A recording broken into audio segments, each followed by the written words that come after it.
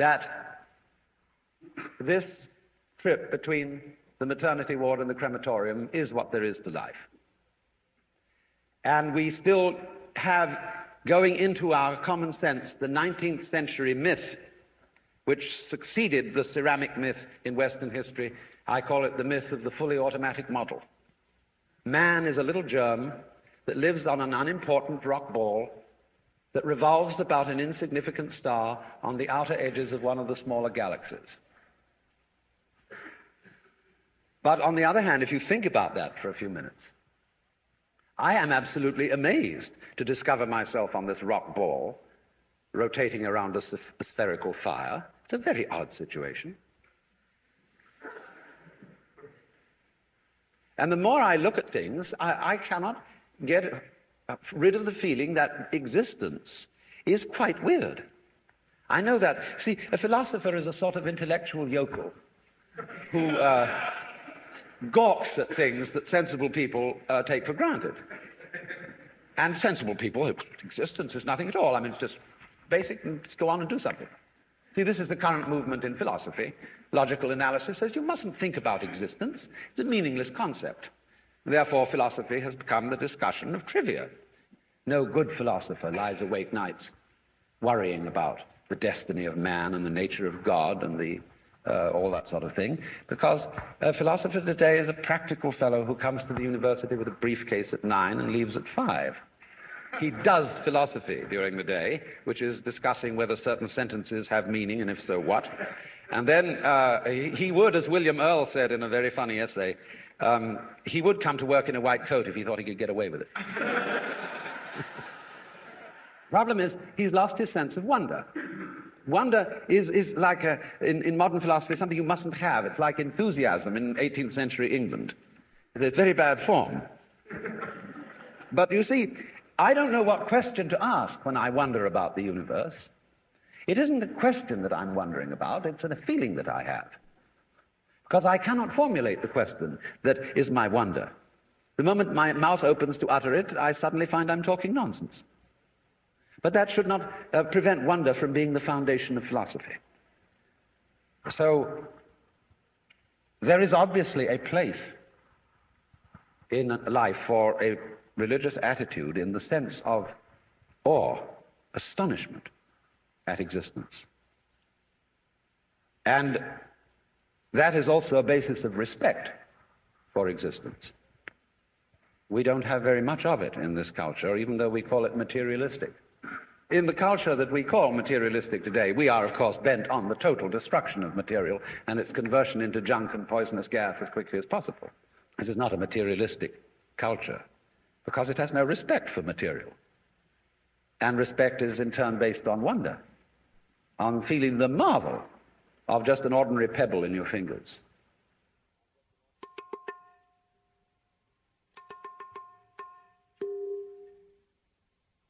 Look,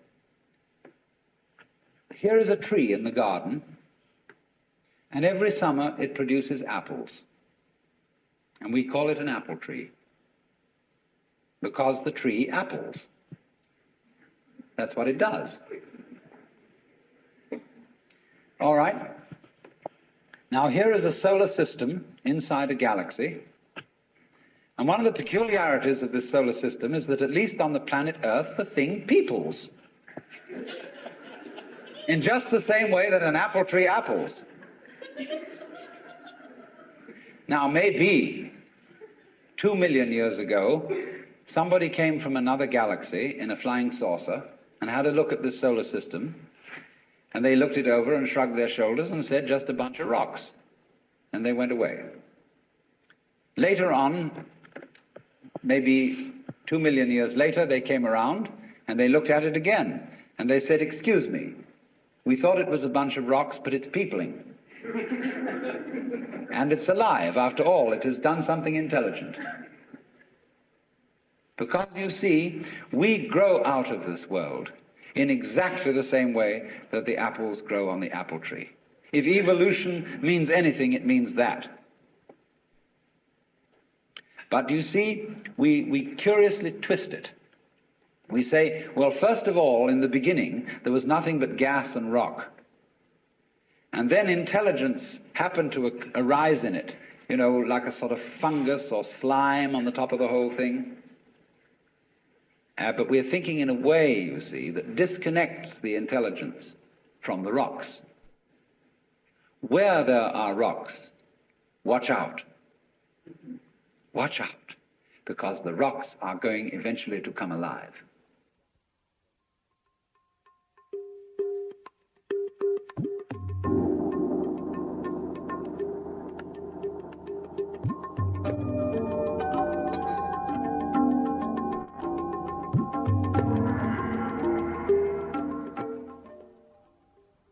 Theology has not, as a matter of fact, had a very distinguished record in promoting the study of other than the Christian religion.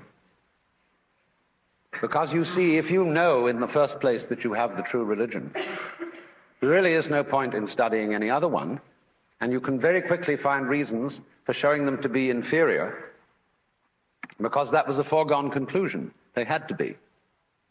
Because if, for example, you get into discussions as to whether Buddha was a more profound and spiritual character than Jesus Christ, you arrive at your decision on the basis of a scale of values which is, of course, Christian. And in this sense, the judge and the advocate are the same. Now, as you know, I'm not being very fair and very kind to modern theology. But there is this strange persistence of insisting that our group is the best group.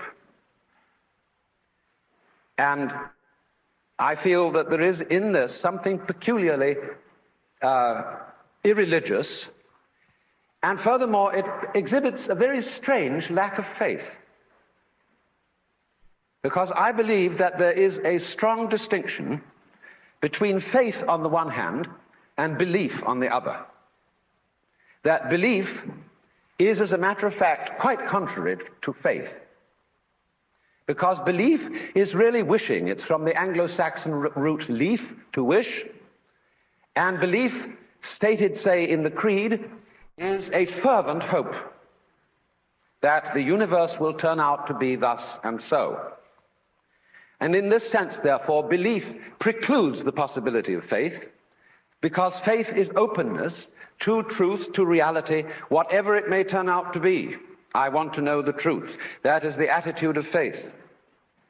And therefore, to use ideas about the universe and about God as something to hang on to, in the spirit of Rock of Ages cleft for me, and there's something very rigid about a rock.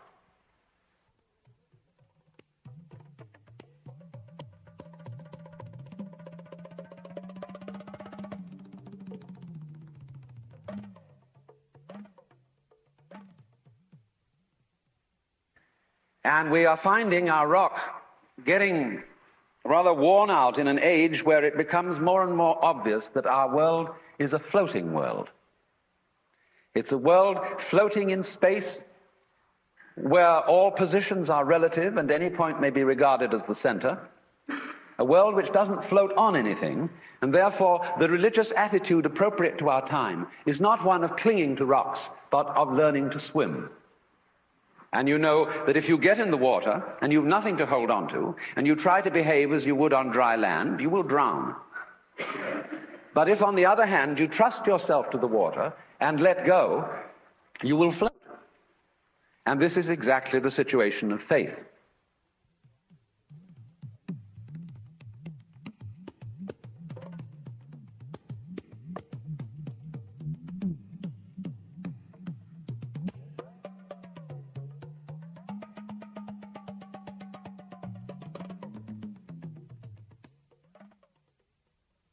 I had a friend who was studying Zen in Japan, and he got pretty desperate to produce the answer of who he really is. And on his way to an interview with the master to give an answer to the problem, he noticed a very common sight in Japan, a big bullfrog sitting around in the garden. And he swooped this bullfrog up in his hand and dropped it in the sleeve of his kimono. And then he went into the master, and to give the answer of who he was, he suddenly produced the bullfrog. And the master said, too intellectual.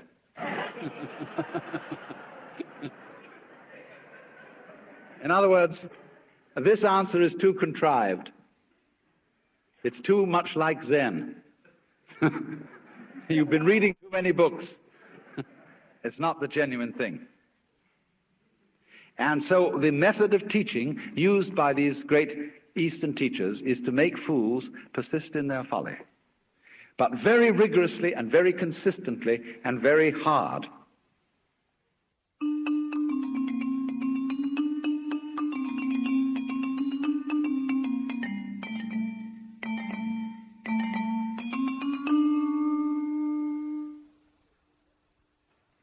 Now, if you go to a Zen teacher, he'll say, well, I have nothing to teach. There is no problem. Everything's perfectly clear. And you think that one over. And you say, he's probably being cagey.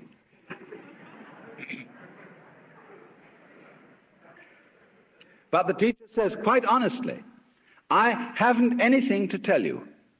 I don't teach anything. I have no doctrine. As I said to you in the beginning of this talk, I have nothing whatsoever to sell you. So the student thinks, my, this is very deep, because this nothing that he's talking about, this nothing that he teaches, is what they call in Buddhism shunyata, and it's supposed to be the ultimate reality. But as you know, if you know anything about these doctrines, this doesn't mean real nothingness, not kind of just nothing there at all, not just blank, but it means no thingness. It's the transcendental reality behind all separate and individual things, and that's something very deep and profound. So he knows that when the teacher said, I have nothing to teach, he meant this very esoteric no thing. Well, he might also say then, if you have nothing to teach, what are all these students doing around here? And the teacher says, they are not doing anything. They're just they're just a lot of stupid people who live here. And he knows, again, you see, the stupid doesn't mean just straight stupid, but the higher stupidity of being people who are humble and don't have intellectual pride.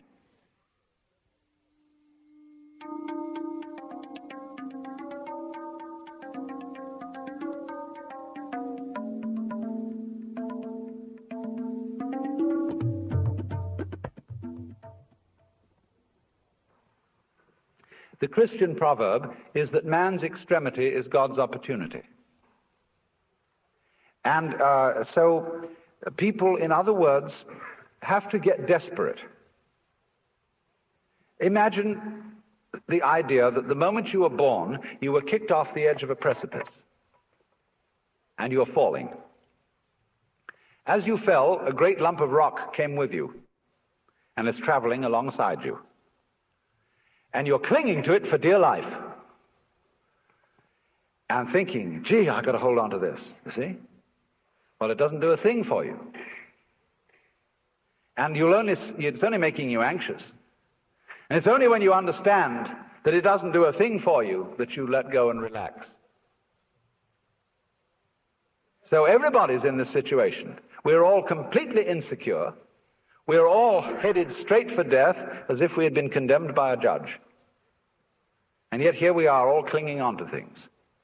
And we have all sorts of alibis for doing this. We say, well, I have responsibilities for my dependents and I've got to cling on. But all you're doing is you're teaching your dependents to cling in the same way as you are. And making them miserable by learning to go on surviving compulsively. So the thing is, same way, if you're caught in a torrent, and you try to get out of it by swimming against it, you'll just wear yourself out and you're still carried along with it. So the sensible thing to do is to turn around and swim with it. And if you want to get out of it, swim towards the edge. But go with it. Same way when you're sailing. Always keep the wind in your sails. If you want to go against the wind, tack. But use the wind. So it's this way, you know. We're all in this great stream of change, which we call life. We are the stream. If you imagine you're separate from it and you're being carried along by it as if you were a cork, that's a delusion. You're a wave of the stream itself. So get with it.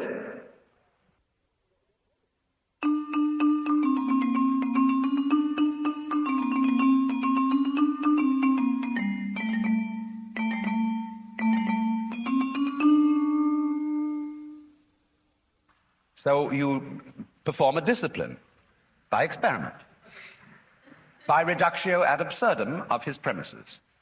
And so in the same way, the guru, whether Hindu or Buddhist, performs a reductio ad absurdum on the premise of the skin-encapsulated ego. Well, what happens then?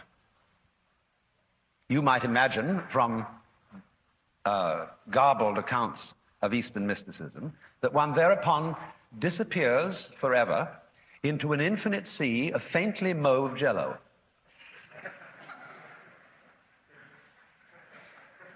And become so lost to the world and entranced that you forget your name, address, telephone number, and function in life.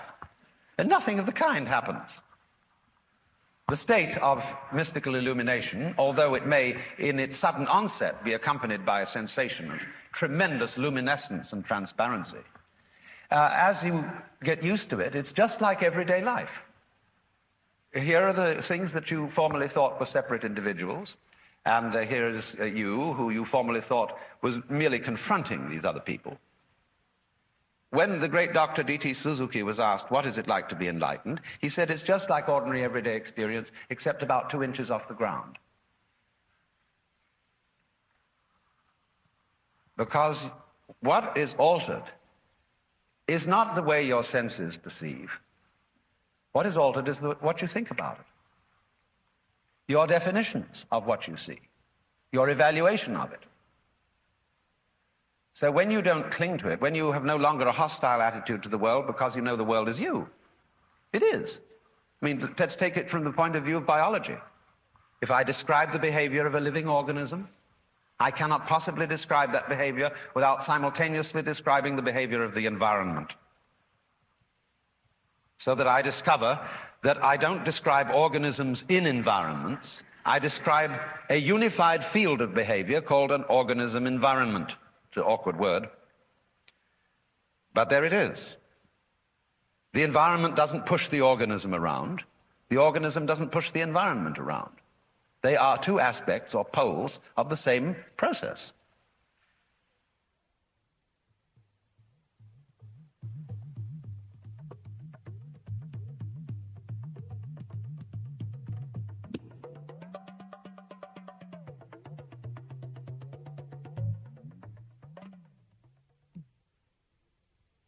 You see, in the history of philosophy and poetry and art, we always find the interchange of two personality types, which I call prickles and goo. The prickly people are advocates of intellectual porcupinism.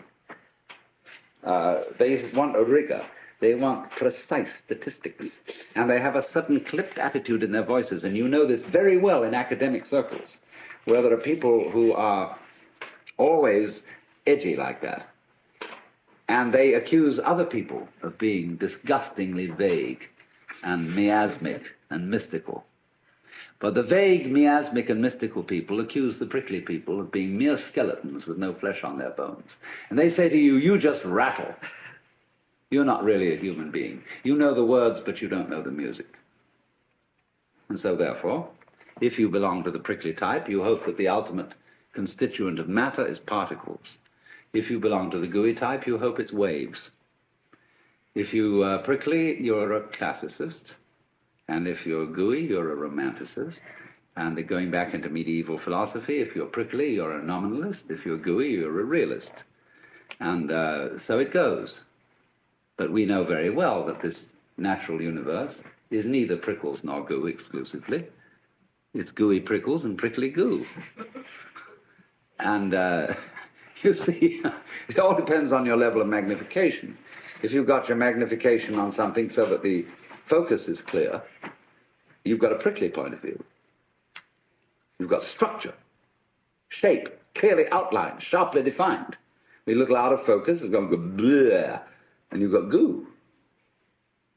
But we're always playing with the two, because it's like the question is the world basically stuff, like matter, or is it basically structure? Well, we find out, of course, today that in science we don't consider the idea of matter, of there being some sort of stuff, because supposing you wanted to describe stuff, in what terms would you describe it? You always have to describe it in terms of structure, something countable, something that can be designated as a pattern. So we never get to any basic stuff. There is a sense in which the universe is purely game, but not in the sense of a one-upmanship game, but in the sense of music, which is lalling with sound, is dancing delightfully with sound, you see. And nobody was ever able to give a better account of what it's all about. I mean, let's take the traditional Christian account of what the angels do in heaven.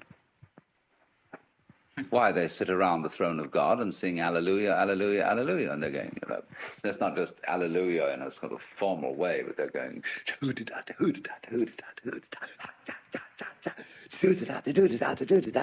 they're really swinging. And by the time you know where they are, the swinging has reached such fantastic proportions. And they've thought out the most amazing little goody-doody-doody-doody-doos that you've got the whole physical universe happening.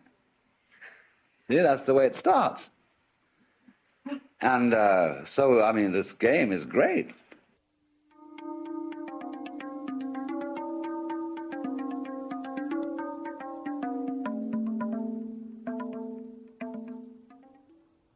In music, though, one doesn't make the end of a composition the point of the composition. If that was so, the best conductors would be those who played fastest. And there would be composers who wrote only finales. People go to a concert just to hear one crashing chord, because that's the end. Same way in dancing. You don't aim at a particular spot in the room. That's where you should arrive. The whole point of the dancing is the dance. Now, but we don't see that as something brought by our education into our everyday conduct. We've got a system of schooling which gives a completely different impression. It's all graded. And what we do is we put the child into the corridor of this grade system with a kind of, come on, kitty, kitty, kitty. And yeah, you go to kindergarten, you know, and that's a great thing because when you finish that, you'll get into first grade. And then, come on, first grade leads to second grade, and so on, and then you get out of grade school, you've got high school, and it's revving up, the thing is coming. Then you're going to go to college, and by Jove, then you get into graduate school, and when you're through with graduate school, you go out to join the world. And then you get into some racket where you're selling insurance, and they've got that quota to make, and you're going to make that, and all the time, the thing is coming. It's coming, that great thing, the success you're working for. Then when you wake up one day about 40 years old, you say, my God, I've arrived. I'm there. And you don't feel very different from what you always felt. And there's a slight letdown because you feel there's a hoax. And there was a hoax, a dreadful hoax. They made you miss everything. We thought of life by analogy with a journey, with a pilgrimage, which had a serious purpose at the end, and the thing was to get to that end, success or whatever it is, or maybe heaven after you're dead. But we missed the point the whole way along. It was a musical thing, and you were supposed to sing or to dance while the music was being played.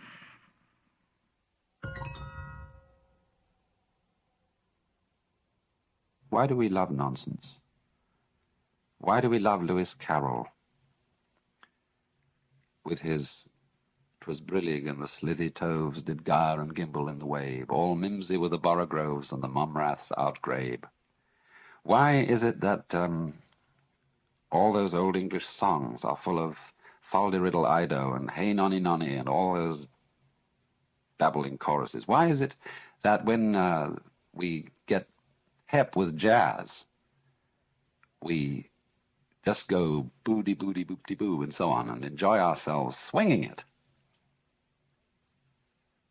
It is this participation in the essential glorious nonsense that is at the heart of the world, that isn't going anywhere, that is a dance. But it seems that only in moments of unusual insight and illumination that we get the point of this and find that thus the true meaning of life is no meaning, that its purpose is no purpose, and that its sense is nonsense.